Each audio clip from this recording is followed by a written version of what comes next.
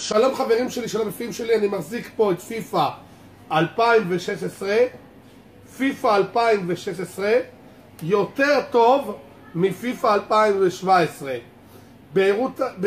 באיכות המשחק, באיכות הרוציה, באיכות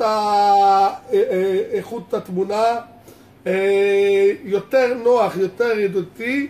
אני ממליץ על הפיפא 2016 ולא פיפא 2017.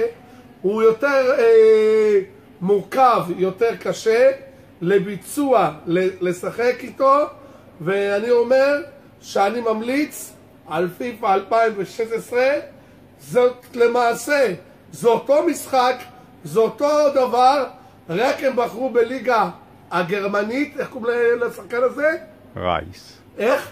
מרקו רייס. מרקו רייס, מקבוצה, איך קוראים לקבוצה? לברקוזן. לברקוזן. אני אוהב את מסי, יותר נחמד, יותר יפה, מה שהשחקן הזה. יותר יפה ממרקו. זה סתם, כל שנה ימציאו פיפא 2018, פיפא 2019. הגעתי למסקנה אחת שלמה, שזה אותו דבר, רק רוצים לעשות עלינו את הפטם של כסף וכסף וכסף ועוד הפעם כסף.